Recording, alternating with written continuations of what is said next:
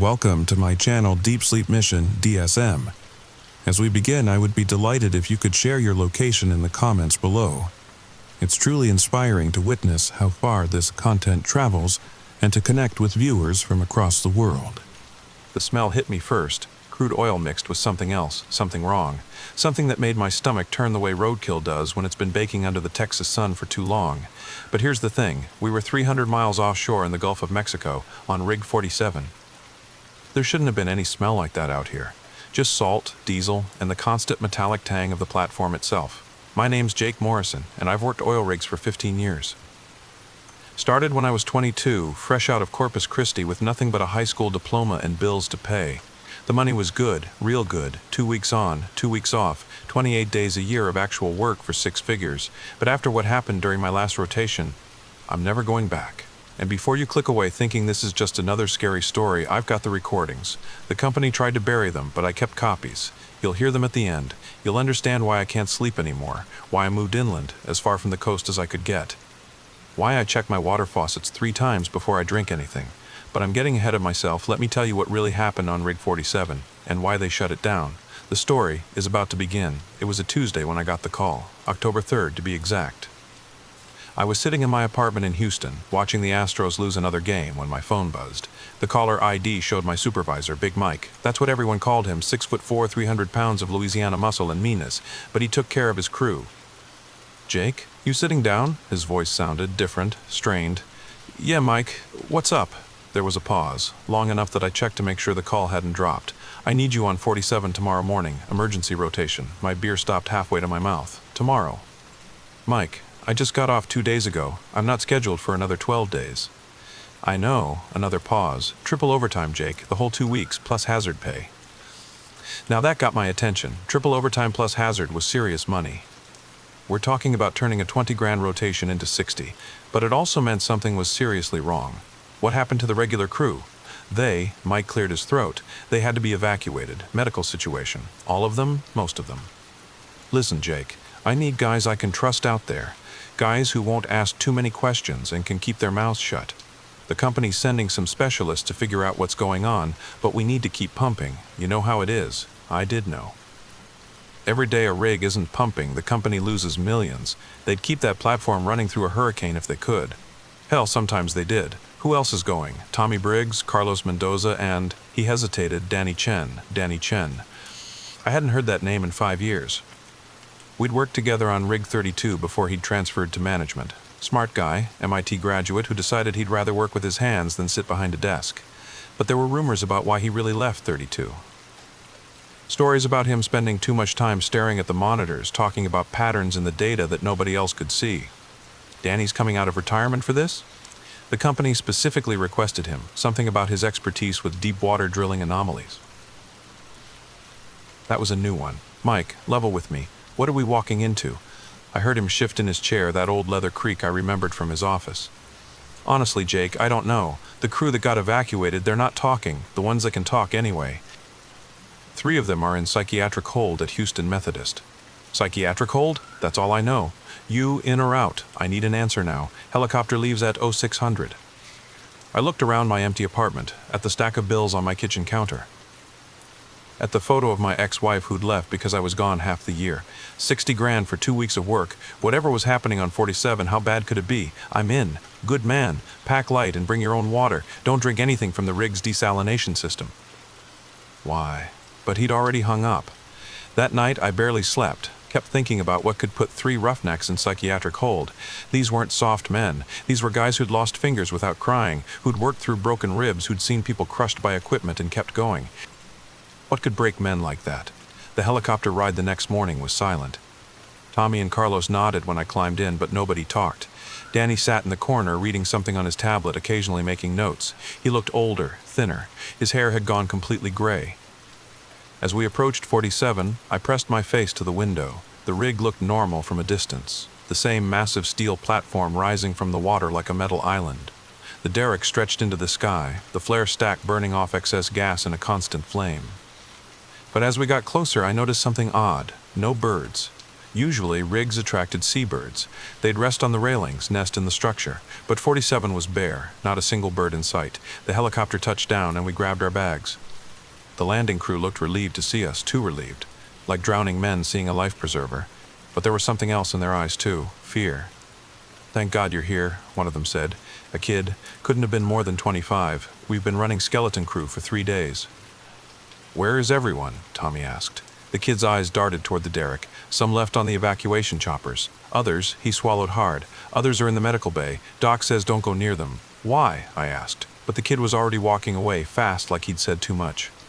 We found our bunks and stowed our gear. The rig felt wrong, too quiet. A drilling platform is never quiet. There's always the hum of machinery, the clang of metal, the shouts of workers. But 47 felt muffled, like someone had thrown a heavy blanket over everything. That first night, I was assigned to the midnight shift. The devil's hour, we called it, 3 to 4 a.m., when accidents happened, when people made mistakes, when things went wrong. Tommy was my shift partner. We suited up in our coveralls and hard hats, grabbed our radios, and headed to the drill floor. The derrick loomed above us, lit by harsh LED floods that turned everything stark white in deep shadow. "You feel that?" Tommy asked. I did. A vibration in the deck plates, rhythmic, like a heartbeat. But that wasn't unusual. The drill string was over 2 miles long, spinning constantly, boring through rock and sediment. It always caused vibrations. "It's probably nothing," I said. But as we checked the equipment, I noticed the drill readouts. We were at 18,000 feet. Deeper than I'd ever seen on a Gulf rig. The pressure readings were off the charts. "Jesus?" Tommy whistled. "What are they drilling for, the center of the earth?" I was about to respond when the radio crackled. All hands. Stay clear of pump station 3. Repeat. Stay clear of pump station 3. Tommy and I exchanged glances. Pump station 3 was directly below us, 1 level down. "What's wrong with 3? Tommy called into his radio. No response. We continued our rounds, checking gauges, logging readings. Everything seemed normal except for that depth and pressure. Then, at exactly 3:33 a.m., the vibration changed. It became irregular, like the heartbeat had developed an arrhythmia. "Jake," Tommy grabbed my arm. "Look at this." He was pointing at one of the mud tanks, the massive containers that held the drilling mud we pumped down to lubricate the drill bit and carry rock cuttings back to the surface. The mud was moving. Not sloshing from the platform's motion, but writhing, like something was swimming in it. I leaned closer. The mud was thick, gray, brown, opaque, but just under the surface I could swear I saw shapes, shadows that moved against the current, that seemed to have purpose. "Tell that too." The lights went out. Complete darkness on an oil rig is a special kind of terror. It's not just dark, it's an aggressive absence of light, like the night is trying to swallow you whole. For 3 seconds we stood frozen. Then the emergency generators kicked in, bathing everything in red. In that crimson light, the mud tank looked like a pool of blood, and the shapes underneath, they were more visible now. Long, sinuous things that pressed against the surface tension without breaking through. "We need to report this," Tommy said, his voice tight. I grabbed the radio. "Control, this is Jake Morrison on the drill floor. We've got something in mud tank 2. Static. Control, do you copy?" More static than a voice I didn't recognize. Calm, clinical. "Mr. Morrison, please evacuate the drill floor immediately." "Who is this?" "Dr. Elizabeth Warner, Blackwater Energy Special Projects Division. Please evacuate now." "Special Projects Division. I'd never heard of it." Tommy was backing away from the tank. "Jake, it's climbing." I turned. The mud was mounding up in the center of the tank, rising like a slow-motion geyser. But it wasn't spraying. It was holding its shape, forming something almost like a column. Then the column began to branch, spreading into what looked like, "Run," I said. We ran.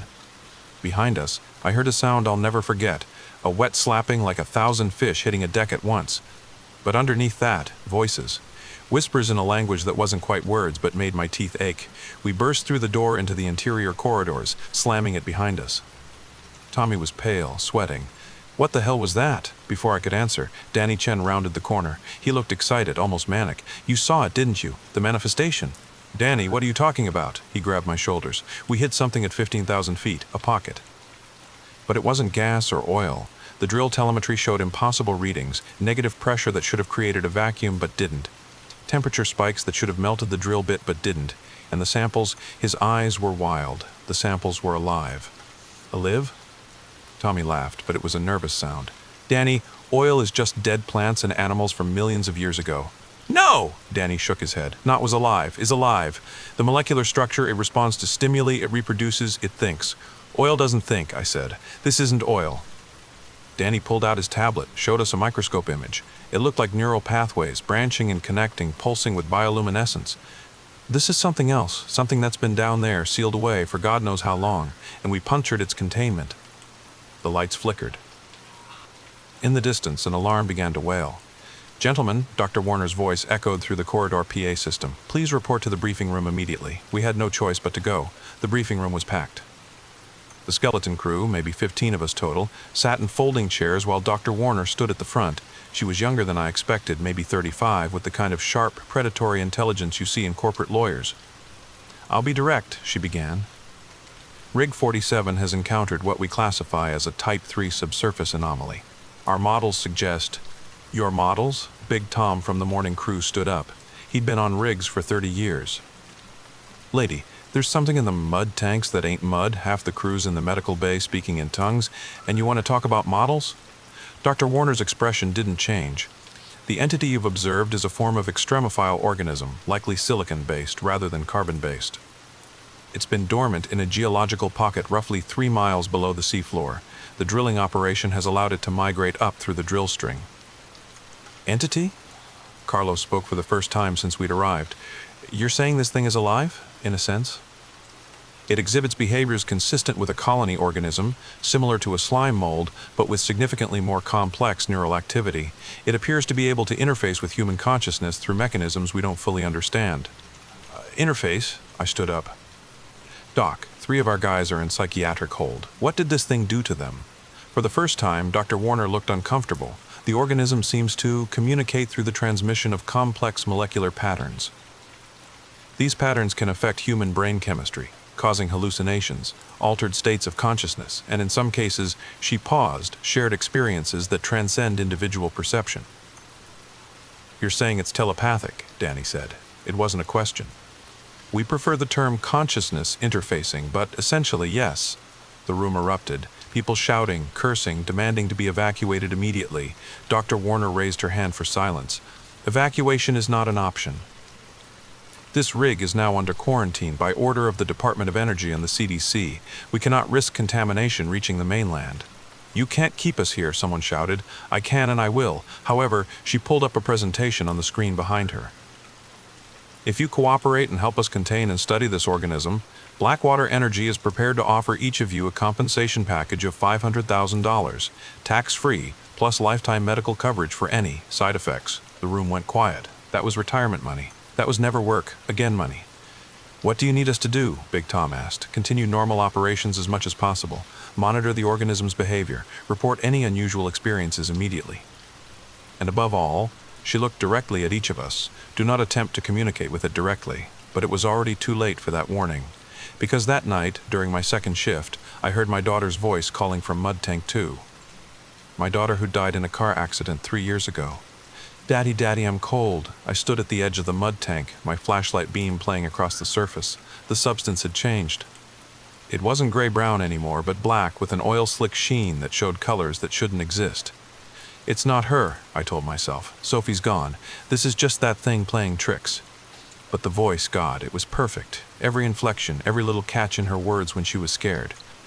"Daddy, please, it's dark here. I can't find my way out." My hand was on the ladder that led down to the tank's maintenance platform. 1 step, 2 steps. The metal was warm under my palms, pulsing with that heartbeat rhythm. "Jake!" Tommy's shout broke whatever spell I was under. I jerked back, nearly falling.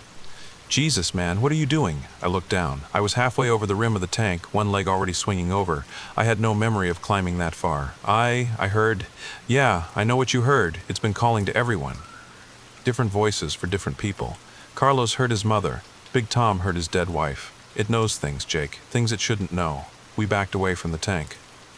In the distance, I could see other crew members standing near various pieces of equipment, all staring at nothing, all listening to something only they could hear. "We need to find Danny," I said. "We found him in the lab, surrounded by monitors and microscopes." He hadn't slept. You could see it in the dark circles under his eyes, the tremor in his hands. But his excitement was undimmed. "It's learning," he said without preamble. "Look at this." On his screen was a time-lapse video of a sample in a petri dish. The black substance formed patterns, geometric at first, then more complex. Spirals became fractals, became something that hurt to look at directly. It's responding to electrical signals from the equipment. But more than that, he pulled up another screen. A complex one. I've run it through every database I have. Know what the closest match is? We shook our heads. Human brainwaves during REM sleep. It's dreaming, Jake. This thing is dreaming, and somehow it's pulling us into its dreams. That's insane, Tommy said. Is it? Every culture has myths about things sleeping beneath the earth. Lovecraft wrote about dead Cthulhu dreaming in R'lyeh. The Gnostics believed the material world was the dream of a blind, idiot god. What if they were picking up on something real? Something that's been down there all along? Before I could respond, the lights flickered again. But this time, they didn't come back on fully. Instead, they dimmed to a deep amber that made everything look like it was underwater. Dr. Warner's voice crackled over the PA. All personnel, remain calm. We are experiencing some electrical interference. Backup systems are, her voice cut out, replaced by something else, a sound like whale song slowed down 1,000 times, so deep it was more felt than heard. The monitors in the lab began to flicker, showing images that didn't come from any camera. I saw the seafloor, but not as it should be. It was covered in structures that looked organic and geometric at once, like coral reefs designed by some alien mathematician. Things moved between them, long, serpentine shapes with too many joints, all flowing in the same direction. Toward us. It's not just in the tanks anymore, Danny whispered. It's in the pipes. The entire drill string is contaminated. Every system that uses water or oil, it's spreading through all of it. As if to confirm his words, black fluid began seeping from the ventilation grates. Not pouring, but reaching, extending tendrils that felt their way along the walls like blind fingers. Evacuation protocol, someone screamed over the radio. All hands to the helicopter pad. But when we ran outside, we saw why that wasn't going to work. The sea around Rig 47 had turned black, not oil spill black, but the deep black of space, of the gaps between stars. And it was rising, not in waves, but in columns, pillars of dark water that reached toward the platform like grasping hands. The helicopter that had been prepped for emergency evacuation tried to take off. It made it maybe 50 feet before a column of black water engulfed it. The aircraft didn't crash, it just stopped existing. One moment it was there, the next, only empty air and falling drops of that impossible black rain. Inside! Dr. Warner appeared in a hazmat suit, gesturing frantically. Sealed areas only. We ran for the emergency shelter, a reinforced compartment designed to withstand hurricanes and explosions. As we crowded inside, I did a quick head count. 9 of us, that was all. The others were either missing or, through the porthole, I saw Carlos standing on the helipad. He was removing his clothes, methodically, peacefully. His skin had dark veins spreading across it like a road map. When he was naked, he walked to the edge of the platform and stepped off. He didn't fall. The black water rose to meet him, embracing him like a lover, and he sank into it slowly, smiling. God help us, Big Tom whispered, but I wasn't sure God could hear us anymore. Because outside, the thing from beneath the earth was singing, and its song was rewriting the rules of reality. Danny was working furiously on his tablet, equations streaming across the screen. I think I understand, he muttered. It's not from here, not from Earth. It's been trapped, maybe since the planet formed. And we just gave it a way out. How do we stop it? Dr. Warner demanded. Danny laughed. It wasn't a sane sound. Stop it? Doctor, we can't stop it. It's been waiting billions of years. It's older than multicellular life. We're nothing to it, less than bacteria. But, he paused, his fingers flying over the keyboard. We might be able to put it back to sleep. How? The drill string. If we reverse the pressure, create a massive implosion at the source point, we might be able to seal the breach. But someone would have to go to the drill floor, manually override the safeties. That's suicide, Tommy said. You saw what happened to Carlos. Not if they're protected. Dr. Warner pulled out a metal briefcase. Inside were syringes filled with a silver fluid, experimental neural inhibitor. It should block the organism's consciousness. Interfacing ability. Should. Should? I stared at her. You had this the whole time. We've encountered type 3 anomalies before, smaller ones. This is unprecedented in scale, but the principle should be the same. The inhibitor will give someone approximately 20 minutes of protection, more than enough time to reach the drill floor and trigger the implosion. We all looked at each other. Nobody volunteered. Then I heard Sophie's voice again, clearer than ever. But this time I understood what it really was. Not my daughter, but an echo of her pulled from my memories. This thing, whatever it was, fed on consciousness, on memories and dreams and the electric patterns of thought. And if it escaped, if it reached the mainland, I'll do it, I said. The injection felt like ice water in my veins. Dr. Warner said that was normal, that the neural inhibitor was designed to create a chemical firewall between my consciousness and external influences. But as the silver fluid spread through my system, I felt something else, a distancing from myself, like I was watching my body from the outside. 20 minutes, Dr. Warner repeated, checking her watch. Starting now. I put on the hazmat suit, though we all knew it was more for psychological comfort than actual protection. Through the shelter's airlock, I could see the corridor beyond. The black substance had spread across the walls like veins, pulsing with bioluminescent patterns that spelled out words and languages that had never existed. Jake, Tommy grabbed my arm. If you don't make it, tell my ex-wife I was thinking about her at the end, I said. Tell her I'm sorry I wasn't there more. He nodded. I cycled through the airlock. The moment I stepped outside, I understood the true scope of what we were facing. The organism hadn't just contaminated the rig, it had transformed it. The metal walls breathed like skin. The pipes had become arteries carrying black blood. And everywhere there were eyes. Not human eyes, but patches of awareness that tracked my movement, that saw through more dimensions than 3. The inhibitor was working, though. While I could perceive these changes, they couldn't touch my mind. The whispers that filled the air, my daughter's voice, my parents, every person I'd ever loved or lost, slid off my consciousness like rain off glass. I had to reach the drill floor, 2 levels up, then across the platform. Simple. Except the ladder had become something else. The rungs were soft, warm, covered in what felt like skin. As I climbed, I could feel a pulse through them, synchronized with my heartbeat. No, not synchronized, controlling. My heart was matching its rhythm, not the other way around. 15 minutes. I forced myself to climb faster. On the next level, I saw what had happened to the missing crew members. They stood in a circle around one of the auxiliary pumps, their bodies connected by strands of the black substance. Their eyes were open but showed no whites, no iris, just deep black that reflected impossible depths. They were singing, or something like singing, a harmony that made my bones resonate. One of them turned to look at me. It was Miguel from the day shift. His mouth opened, and instead of words, a small fish swam out. Then another. Silverfish that shouldn't exist, swimming through air as if it were water. I ran. The drill floor doors were sealed, the emergency locks engaged. But the control panel had grown what looked like neurons, branching across the wall in patterns that sparked with thought. When I touched the keypad, I felt it trying to read me, to understand what I was. The inhibitor held, but I could feel it weakening. The silver in my veins was turning gray. 10 minutes. The lock disengaged with a sound like a dying breath. The doors opened, and I saw the truth. The drill string hadn't just been contaminated, it had become something else entirely. A massive column of the black substance rose from the well bore, reaching up through the derrick and into the sky.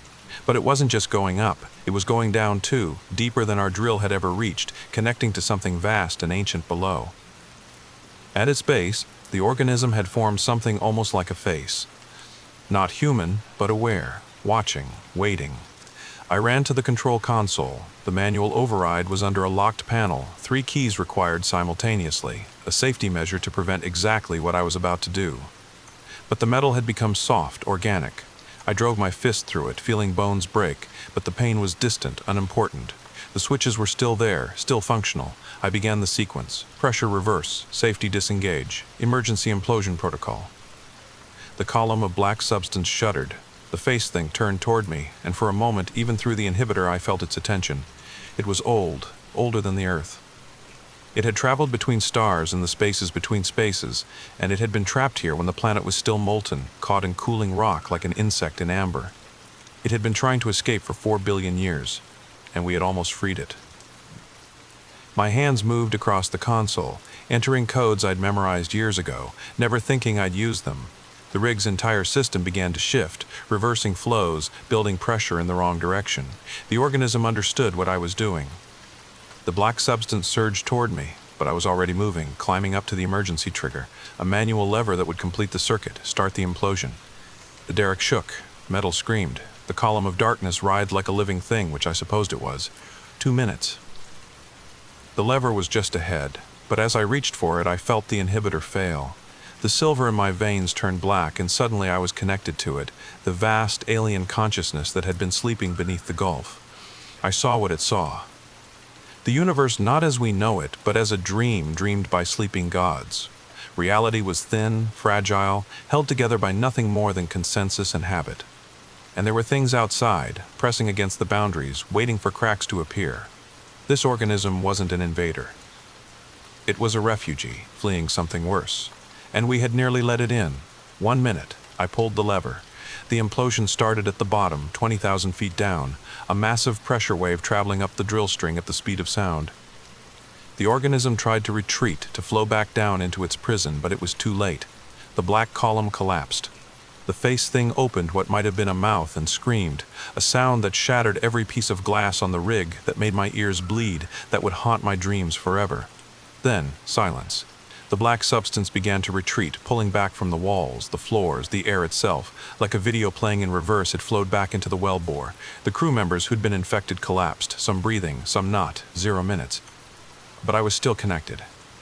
Even as the organism retreated, I could feel its thoughts, its memories, its desperate hope that someone, somewhere, would remember, would know that it had existed, that it had tried. In the last moment before the well sealed, it showed me something, a star map, but not of our sky. Coordinates to places that wouldn't exist for billions of years, a message for whoever might come after. Then the drill floor exploded. I woke up in a helicopter 3 days later. Tommy was there, along with Dr. Warner and 4 others. That was all who'd survived. The official story was a catastrophic equipment failure. The rig was destroyed in a controlled demolition to prevent environmental damage. The company paid out massive settlements with ironclad NDAs. But I kept the recordings. Audio from my suit, video from Tommy's phone. Proof that something else exists beneath the mundane reality we take for granted. Dr. Warner tried to convince me to delete them. She said the world wasn't ready, that panic would serve no purpose. Maybe she was right, but late at night when I can't sleep, I think about that star map. About the message the organism left behind, and I wonder, what was it running from? What could be so terrible that a being older than our world would flee across the cosmos to escape it? Sometimes, in that space between sleep and waking, I hear its voice. Not words, but concepts pressed directly into my mind. It's still down there, sealed but not dead, sleeping again, dreaming its alien dreams. And sometimes I dream them too. The coordinates it showed me, I had Danny check them before he disappeared. They point to a place in the Gulf where the seafloor is especially thin, where the boundary between our reality and whatever lies beneath is weakest. There are 17 other deep water rigs operating in that area, 17 other chances for it to escape, or for something else to get in. Sweet dreams, folks. And remember, next time you turn on a gas stove or fill up your car, think about where that fuel really comes from. Think about what else might be sleeping down there in the dark, waiting for another drill to go just a little too deep. Waiting for another crew to pump something else. Recording begins. This is Jake Morrison, employee ID 4478029, Blackwater Energy. The date is October 20th, 2023. If you're hearing this, then they didn't find all the copies. What you just heard, it's all true, every word. But there's one thing I didn't mention. One detail I couldn't bring myself to include. The organism, before the implosion, it showed me something else. Other rigs, other breaches. It's not the only one down there. There are dozens, maybe hundreds, all sleeping, all waiting. And Blackwater knows. They've known for decades. Sound of papers rustling. I have the documents. Rig 15 in 93, Rig 28 in 2001, Rig 39 in 2017, all covered up, all sealed. But the seals don't last forever. They're breaking down. And when they fail, check your water. If it starts to smell wrong, like metal and sulfur and something else, something alive, don't drink it. Pack up, move inland, as far as you can go, because they're waking up. All of them. And this time, we might not be able to put them back to sleep. Recording ends. Did you make it to the end? Still think this is just a story? Check the Gulf of Mexico drilling permits for October 2023. Look for Rig 47. You won't find it. But you will find a 200 square mile exclusion zone that appeared overnight. Listed as environmental protection area. No reason given. No drilling allowed, ever. Makes you wonder what else they're not telling us, doesn't it? Subscribe if you want to hear more. I've got recordings from the other rigs too. But honestly, you might sleep better not knowing. Some things are meant to stay buried, even if we keep drilling deeper. Story number 2. The tour guide's voice stopped mid-sentence when she saw what I was holding.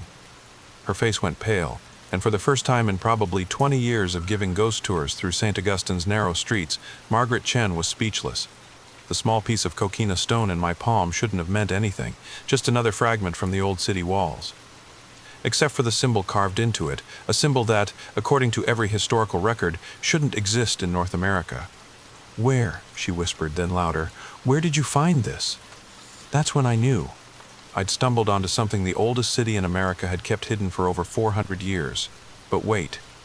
Let me tell you what really happened, because if you're listening to this late at night, cozy in your bed, you deserve the whole truth. And maybe, just maybe, one of you knows what I should do next. The story begins now. My name's Jake Morrison, and 3 weeks ago I was just another freelance journalist scraping by in Jacksonville, writing fluff pieces about local restaurants and weekend festivals. The email from Heritage America magazine changed everything. They wanted someone to write about St. Augustine's lesser-known history, the stuff beyond the tourist traps and ghost tours. $3,000 for a week's work, I couldn't say no. I drove down on a Sunday morning in early October. The perfect time, really. The summer tourists had gone home, but the weather was still warm enough to walk around comfortably. St. Augustine always felt different from the rest of Florida to me, while Miami and Orlando raced toward the future with their glass towers and theme parks. This place held on to the past with both hands, the narrow streets barely wide enough for cars, the coquina stone buildings that had stood for centuries, the Spanish moss hanging from ancient oaks like nature's own Halloween decorations. It all felt like stepping into another time. I'd booked a room at the Casa Monica, figuring if I was writing about history, I might as well stay somewhere historic. The hotel used to be the Cordova back in the 1880s, built during the Gilded Age when oil tycoons and railroad barons wintered here. My room on the 3rd floor overlooked the Leitner Museum, another Gilded Age relic that used to be an indoor swimming pool for the ultra-wealthy. That first night, I couldn't sleep, not from fear, not yet, but from excitement. I sat at the window, laptop open, making notes while the city settled into darkness below. The street lamps, designed to look like old gas lights, cast these long shadows that made everything look slightly off, like the modern world was just a thin layer painted over something much older. I'd already lined up interviews with local historians, arranged access to the Cathedral Basilica's archives, and even gotten permission to explore some of the sealed sections of the Castillo de San Marcos, the old fort that guards the harbor. But it was a name I'd found in my research that really intrigued me, Dr. Elena Varga, former head of archaeology at Flagler College, who'd abruptly retired 5 years ago after 30 years of teaching. The thing is, nobody retires from Flagler College. It's too prestigious, too comfortable. The campus is literally Henry Flagler's old hotel, one of the most beautiful buildings in Florida. Teachers there usually stay until they're carried out, but Dr. Varga had left suddenly mid-semester with no explanation. I'd found her address through some creative Googling. She lived in a small house on Marine Street, just a few blocks from the fort. When I knocked on her door that Monday morning, coffee and notebook in hand, I expected either no answer or a polite refusal. Instead, she opened the door, took one look at my press credentials, and said, "I've been waiting for someone like you for 5 years." Her house smelled like old books and Cuban coffee. Every surface was covered with artifacts, pottery shards, Spanish coins, Native American arrowheads, but it was the maps that caught my attention. Dozens of them covering the walls, marked with red pins and connected by yarn like something out of a conspiracy thriller. "Mr. Morrison," she said, pouring me the strongest coffee I'd ever tasted, "what do you know about the founding of St. Augustine?" "The basics," I replied. Pedro Menendez de Aviles, 1565, oldest continuously inhabited European settlement in what would become the United States. She laughed, but there was no humor in it. "That's what they teach, yes, but Pedro Menendez didn't discover this place. He was sent here, specifically here, to find something that had been lost." She walked to one of her maps, this one showing the Florida coastline as it might have looked in the 16th century. The Spanish archives in Seville have documents, letters between King Philip Zoo and Menendez. Most are about establishing a foothold in La Florida, protecting the treasure fleets from pirates, converting the natives. But there's one letter, dated just before Menendez departed Spain, that mentions something else. She pulled out a photocopy, the Spanish text barely legible. It talks about La Ciudad Primera, the first city. Not the first Spanish city, the first city, period. Here, before Columbus, before the Vikings even, something ancient that the indigenous Timucua people had been protecting for generations. I wanted to laugh it off as another Atlantis theory, but something in her eyes stopped me. This wasn't some internet conspiracy theorist. This was a woman who'd dedicated her life to archaeology, who'd taught at one of the best colleges in the South. And she'd given it all up because of this. "What kind of city?" I asked. "That's what I spent 15 years trying to find out," she said. "And 5 years ago I finally found something in the last place anyone would look." Dr. Varga led me to her garage, converted into a makeshift laboratory. Tables covered with fragments of stone and pottery, microscopes, chemical testing equipment. It looked like a crime scene investigation unit, but for archaeology. The Castillo de San Marcos, she began, pulling on latex gloves, was built between 1672 and 1695. The Spanish used coquina stone, compressed shells and sand that's unique to this area. But during renovations in 2018, they found something odd. Some of the stones in the deepest foundation weren't coquina. They were limestone, much, much older limestone. She opened a locked cabinet and pulled out a metal box. Inside, wrapped in acid-free tissue paper, was a piece of stone about the size of my palm. Carved into it was a symbol I'd never seen before, a spiral that seemed to twist inward forever, surrounded by smaller marks that looked almost like a form of writing. This was embedded in one of those limestone blocks, she said. Carbon dating puts it at approximately 3,000 years old. But here's the thing. The Timucua people have only been in this area for about 2,000 years, so who carved this? I reached out to touch it, and she didn't stop me. The moment my fingers made contact with the stone, I felt something. Not supernatural, exactly, but like a vibration just below the range of human perception. Like standing next to a massive subwoofer that's playing a note too low to hear. You feel it too, she said. It wasn't a question. What is it? I don't know. But I found 12 more pieces like this, all embedded in different parts of the city's oldest structures. The cathedral, the old city gates, even in the foundation of the oldest house museum. Someone, a long time ago, placed these throughout St. Augustine. Like markers or warnings.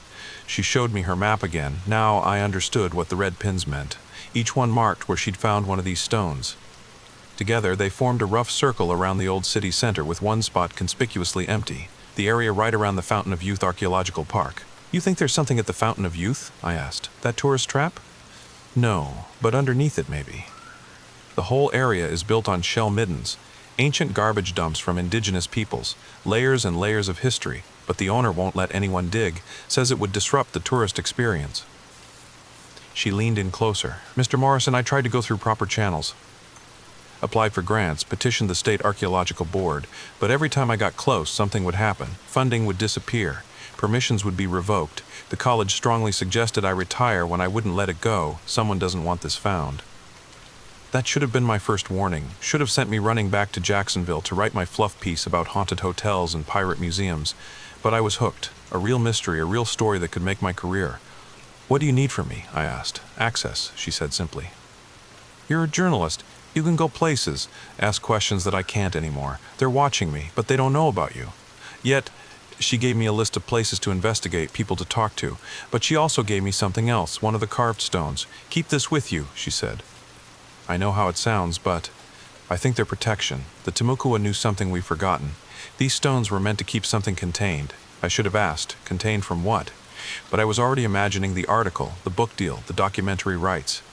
Pride comes before the fall, as my grandmother used to say, and I was about to fall very, very far. That night, back at the Casa Monica, I couldn't concentrate. The stone sat on my nightstand, and I swear I could feel it, humming, like it was alive somehow. I'd turned off the lights around 11, but sleep wouldn't come. The shadows from the street lamps played across my ceiling, and more than once I could have sworn they were moving independently of the trees outside. Around 2 in the morning, I gave up and decided to take a walk. St. Augustine at night is a different creature than during the day. The tourists are gone, the shops are closed, and the only sounds are the occasional car and the ever-present whisper of the ocean just beyond the city limits. I found myself walking toward the Castillo de San Marcos. The fort is closed at night, of course, but you can walk around its perimeter. The massive walls, 30 feet high and 12 feet thick, have stood against pirates, hurricanes, and armies for over 300 years. In the moonlight, the coquina stone seemed to glow with its own pale light. That's when I saw him. A security guard, but not one of the usual Park Service uniforms. This man was dressed in black, standing perfectly still in the shadow of the fort's entrance. He was watching me, not suspicious watching, like a guard checking on a potential trespasser, but waiting. Like he'd expected me, I nodded, trying to act casual, and continued my walk. But when I glanced back, he was following, not obviously, staying a block behind, but definitely following. I quickened my pace, turned down King Street, then doubled back through an alley. When I emerged onto St. George Street, he was gone, but the feeling of being watched, that didn't go away. The next morning, I tried to convince myself the guard had just been doing his job. Paranoia was Dr. Vargas' thing, not mine. I had work to do. My first official interview was with Margaret Chen, the tour guide I mentioned at the beginning. She'd been doing ghost tours for 20 years and knew every legend, every story about St. Augustine. We met at the Talamado Cemetery, one of the oldest in the city. People think the ghost stories are just for tourists, she said as we walked among the weathered headstones, but they're based on something real. Every culture that's lived here, the Timucua, the Spanish, the British, even the Americans, they all have stories about this place being special. Different. Different how? I asked, my hand unconsciously moving to the stone in my pocket. They say the veil between worlds is thinner here. That's why we have so many ghost sightings, so many unexplained phenomena. But the really interesting thing is that the indigenous peoples seem to understand this. They had rituals, protections. She stopped at a particularly old grave, the inscription worn away by centuries of weather. There's a story the Timucua used to tell, passed down through the few descendants who survived the colonization. They said that long before their ancestors arrived, something else lived here. Something that came from, she pointed down, below. They called it the first darkness in rough translation. The Timucua's entire culture was built around keeping it contained. Contained how? Ceremonies, offerings, and stones. Special stones placed at specific points to create a kind of spiritual fence. When the Spanish arrived and started building their city, they unknowingly disrupted this network. That's when the troubles began. What kind of troubles? Margaret looked around nervously, even though we were alone in the cemetery. Disappearances, people would vanish from locked rooms. Ships would arrive in the harbor with no crew. And the dreams. Everyone who lived here long enough started having the same dreams, of a city beneath the city, older than memory, where things that weren't quite human walked streets that weren't quite real. She must have seen my expression change, because she grabbed my arm. You've had the dreams too, haven't you? I had, the night before, between my restless attempts at sleep. Visions of dark stone corridors, lit by a phosphorescent glow that came from nowhere and everywhere at once. The sound of breathing that wasn't breathing. And always, always, the sensation of something vast and patient, waiting just below the surface of the world. "Show me what you found," Margaret said suddenly. I don't know why I trusted her, but I pulled out the stone.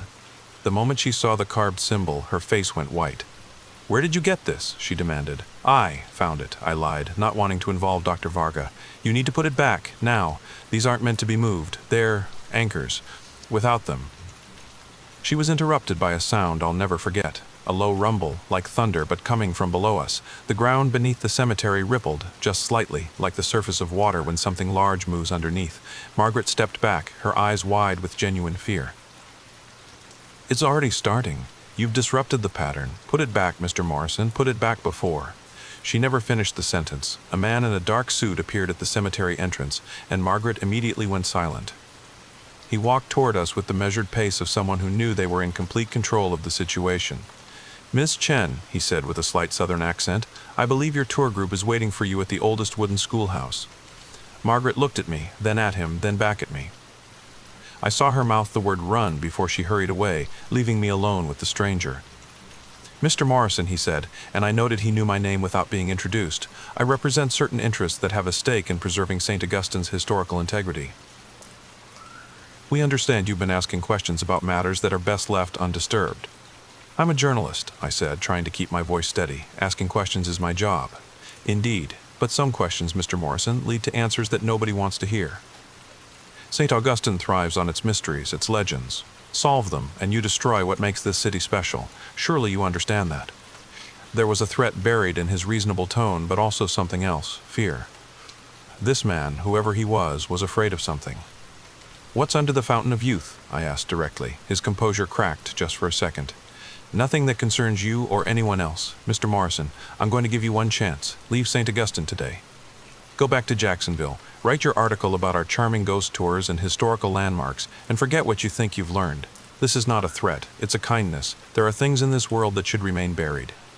He handed me a business card. It was completely blank except for a phone number. "Call this when you've made the right decision," he said, then walked away, leaving me standing among the graves with my heart pounding and the stone burning hot in my pocket. I should have listened. God help me, I should have listened. But that night, I did the opposite. I gathered my equipment, camera, flashlight, crowbar, and headed to the Fountain of Youth Archaeological Park. If they didn't want me to look there, that's exactly where I needed to be. The park closed at 6, but I'd noticed during my earlier scouting that the fence around the back was more suggestion than barrier. By midnight, I was inside, walking among the recreated Timucua village and the spring that Ponce de Leon supposedly thought was the Fountain of Youth. The stone in my pocket was almost unbearably hot now, and it seemed to pulse with that strange vibration. I followed its heat like a divining rod, letting it lead me away from the tourist paths and toward the dense woodlands at the back of the property. That's where I found it. hidden beneath Spanish moss and centuries of vegetation. A stone structure, clearly man-made but older than anything else I'd seen in the city. The entrance was sealed with a massive slab of limestone, but erosion and root systems had created a gap just large enough for a person to squeeze through. I should have called Dr. Varga. Should have called anyone. But the stone was burning so hot now I had to wrap it in my jacket, and something was calling to me from beyond that ancient doorway. I squeezed through the gap, my flashlight beam cutting through darkness that seemed almost solid. The passage beyond sloped downward at a steep angle, the walls carved with the same spiral symbol as my stone. But these spirals seemed to move in my peripheral vision, twisting and writhing like living things. The deeper I went, the more wrong everything felt. The air was thick, almost syrupy, and breathing became an effort. My flashlight began to flicker, even though I'd just put in fresh batteries.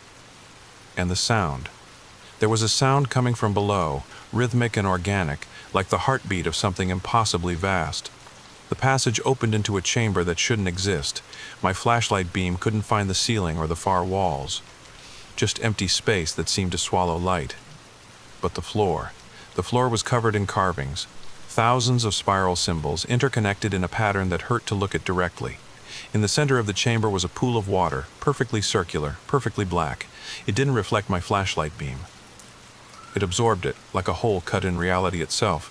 And around the pool were stones, 12 of them, just like the one in my pocket, arranged in a precise circle, but one spot was empty. The moment I noticed this, the stone in my pocket flared with heat so intense I dropped it. It hit the floor and began rolling, not following the slope of the ground, but moving with purpose toward that empty spot in the circle. That's when I understood what Dr. Varga hadn't. These stones weren't just markers or warnings. They were a lock, and I was about to open it. I lunged for the stone, but it was too late. It clicked into place with a sound like breaking bones, and immediately the black water began to move, not rippling, rising, forming shapes that shouldn't be possible with liquid. What emerged from that pool, I can't fully describe it. My mind wouldn't let me process it completely, showing me only fragments. Coils of something that might have been flesh or might have been shadow, eyes that weren't eyes opening along surfaces that weren't faces. The sense of vast intelligence, older than human civilization, regarding me with the same interest we might show to bacteria under a microscope. But worse than its appearance was what it did to my mind. Suddenly I could see the truth, all of it. St. Augustine wasn't built on top of something ancient. St. Augustine was the ancient thing, disguised beneath layers of Spanish architecture and American tourism. Every building, every street, every structure was part of a massive organism that had been sleeping for millennia. The Timucua hadn't been protecting us from it. They'd been feeding it, keeping it docile with rituals and sacrifices. When the Spanish disrupted those rituals, it began to wake. The colonists, without understanding what they were doing, managed to partially reseal it using the stones, incorporating them into their buildings. But the seal was imperfect, incomplete. That's why St. Augustine had so many unexplained phenomena. It was the city itself, breathing in its sleep, occasionally opening one eye to observe the parasites living on its skin. The thing from the pool, it wasn't the threat. It was the city's immune system, finally activated after centuries of suppression. I ran. Turned and ran like I've never run before, up through that passage as the walls began to pulse and contract like a throat swallowing. Behind me, I could hear sounds of pursuit, wet, organic sounds that suggested too many limbs moving in ways that violated physics. I burst out of the entrance just as the first pale light of dawn was touching the sky. The thing didn't follow, couldn't follow maybe in daylight. But as I looked back, I saw the vegetation around the entrance growing at visible speed, sealing it off, hiding it again. My car was where I'd left it outside the fence. I drove straight back to the hotel, threw everything in my bag, and was on I-95 heading north within an hour. But at the city limits, my engine died. Just stopped, along with every electronic device I had. My phone, my laptop, even my digital watch. All dead. That's when he appeared again, the man in the dark suit, standing by the road like he'd been waiting. "The city doesn't want to let you go, Mr. Morrison," he said calmly. "You've seen too much. You're part of it now, whether you like it or not." "What are you?" I asked. "We're the keepers," he replied. "For 400 years, my organization has maintained the balance, feeding the city just enough to keep it sleeping. A few tourists who won't be missed. The occasional drifter. It's a small price to pay to keep something that old and powerful from fully waking." He handed me a different business card, this one with an address. "You have two choices. Join us, help us maintain the secret, and live a comfortable life in one of the most beautiful cities in America. Or, well, the city is hungry, Mr. Morrison. It's always hungry." I took the card. That was 2 weeks ago. I'm still in St. Augustine in a nice apartment on Abel Street. Officially, I'm working on a book about the city's colonial history. Unofficially, I help them. I identify tourists who travel alone, who won't be missed immediately. I plant evidence that they simply decided to extend their vacation indefinitely, and sometimes, late at night, I stand guard at certain locations making sure nobody else stumbles onto what I found. The dreams are getting worse, or better, depending on how you look at it. I can feel the city thinking sometimes, vast thoughts that span centuries. It knows I'm here, it knows all of us are here, and it's patient. So very patient. Dr. Varga was wrong about one thing. The stones aren't protection. They're not keeping something contained. They're keeping something asleep. And every year, as more tourists come, as more construction disturbs the old foundations, as more people forget the old ways of appeasing it, it stirs a little more. The man in the suit, his name is Thompson, by the way, tells me it's been getting harder to maintain the balance. The city is hungrier than it used to be. The disappearances are getting harder to explain. And sometimes, just sometimes, pieces of the real St. Augustine, the ancient, living city, push through the facade. That's why I'm telling you this story, not as a warning to stay away. God knows the city needs tourists, needs food. But because I need you to understand, when you visit St. Augustine, and you will, because something about this story will call to you just like the city called to me, when you visit, pay attention to the rules. Don't wander alone after midnight.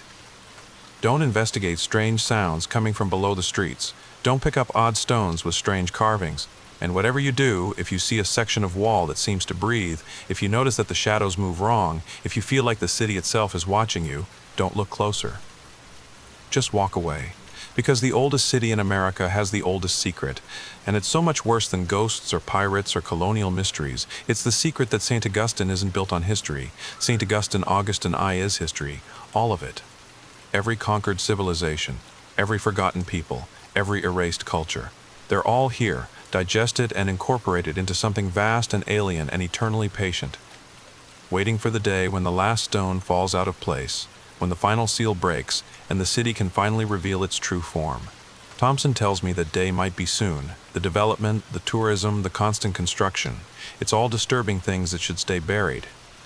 He says they have a plan, something drastic, to reinforce the seal, but it requires sacrifices, big ones. That's why I need one of you, just one, to come to St. Augustine, to come looking for the truth, to come alone, eager and curious, ready to dig into mysteries that shouldn't be disturbed. The city is so very hungry, and I've learned that it's better to feed it volunteers than to let it choose its own meals, so please. If this story kept you up, if you're lying in bed right now wondering if any of it could be true, if you're already planning a trip to St. Augustine to investigate for yourself, please come. Ask for Jake Morrison at the Columbia Restaurant on St. George Street. I'll be waiting. I'll always be waiting, because that's what the city wants. And what the city wants, the city gets. After all, it's been getting what it wants for 3,000 years, and we're all just temporary residents in its endless dreaming body. Sweet dreams, if you can still have them after hearing this. And remember, when you feel that pull to visit St. Augustine, that irresistible urge to see for yourself if any of this is real, that's not curiosity. That's the city calling you home.